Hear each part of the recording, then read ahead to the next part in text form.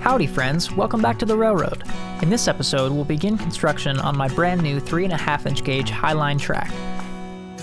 With my dear friends watching closely from the tree line, I'll start by measuring and cutting a load of fresh 2x4s. These are destined to become a brand new car barn for my 3/4-inch scale rolling stock. The start of this footage is jumping back in time to April and May of 2023, so we'll be able to relive a little bit of spring along the way. I did my best trying not to overbuild this structure too much in the framing process, as I wanted to keep everything fairly simple. My personal requirements were basically just that it needs to be watertight, breathable for hot summers, and long enough to fit 3 cars on each side, or 2 locomotives, 2 tenders, and 2 riding cars. Once the frame started to take shape, I dragged and rolled it out into position with the help of my trailer dolly. One of the biggest mistakes I've made with storage tracks in the past is misjudging the lengths of my equipment, and I've either ended up with a whole bunch of dead space or just barely not enough space to fit what I wanted to. So before I started this project, I did make sure to lay out all of my equipment and take proper measurements. The next morning I got back to work char-treating some wood ties with the map torch. I've had several questions about how I've liked the burning method for treating my 1-inch trestle bridge, and I will say that so far, 7 months in at least, the bridge is holding up wonderfully.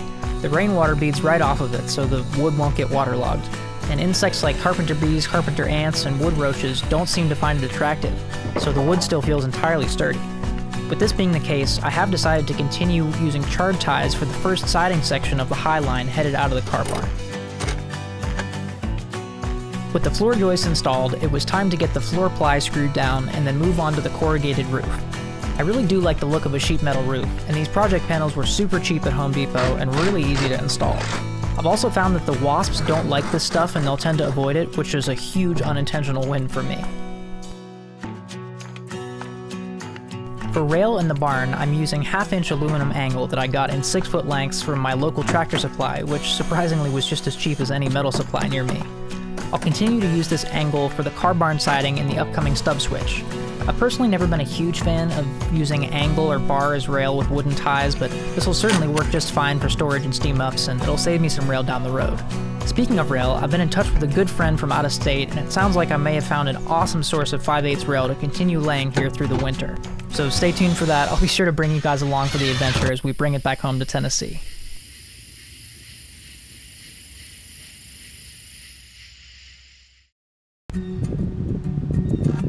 One of my favorite parts about building my own railroad is that I get to experiment with different methods and styles of construction to see the results of time and weathering for myself. I've been so lucky to run at so many different clubs and private tracks of all shapes and sizes over the years, and I've seen many folks use all kinds of different approaches for rail, ties, ballast, steam-up facilities, storage, transportation, I mean, you name it. I'm definitely excited to continue experimenting as I go and continue sharing my trials and tribulations along the way.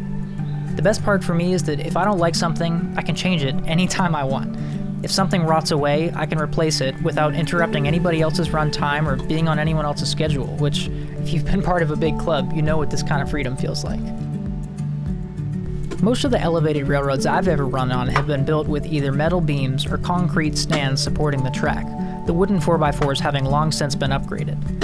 Our friend Andy has a wonderful newer backyard railroad built with 4x4s, and after running on it and speaking with him, I learned that his only real enemy after treating and concreting the posts was frost heaves. Here in Tennessee, the ground doesn't get nearly as cold as our friends up north, and I'm just curious to see how well a wooden construction Highline holds up to the elements. I will say, you can clearly pick out farm fences that have been standing strong for 30 plus years down the road on my neighbor's land, so if my posts stay half as strong as those, I'll be happy.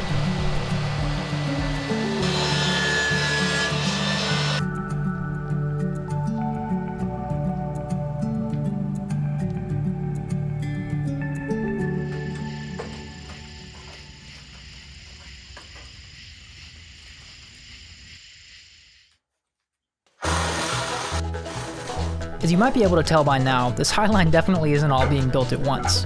Another benefit to having the railroad so close to home is that I've literally been spending all of my free time out working on the track. This particular morning, I framed out the High Line car barn stub switch and carried it out into the brush. The framing is only temporary until the sides are mounted permanently to the posts. Once that was completed, it would enable me to begin cutting and laying ties, which is really the stage when an elevated track begins to take shape. After spending so much energy building that big chicken coop and run, I really was excited to just get back to work on my little High Line project. It sure is satisfying spacing and laying all these ties into place. For those wondering, I've cut all of my High Line ties to 3/4 inch square, and this section has varying lengths to accommodate the stub switch. Each tie is charred individually, just the same as the trestle bridge. On top of the functionality of the charred ties, I really do like the look. It does a great job mimicking creosote on the full-size ties, and it does seem to weather quite nicely, like I said, so I may still switch to a used motor oil treatment down the road, but I'll definitely keep you guys in the loop as this section ages.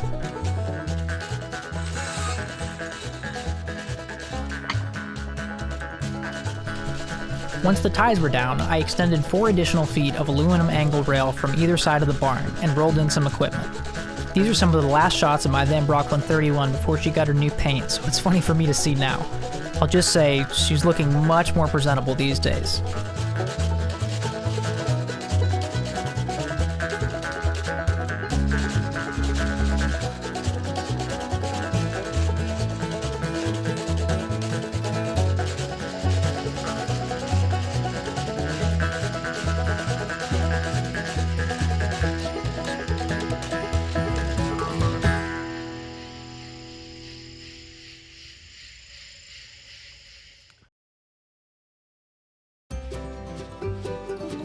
So ultimately, my whole railroad really is being built to serve my land and small homestead, and as a place for my own locomotives of all scales to be put to work on a regular basis.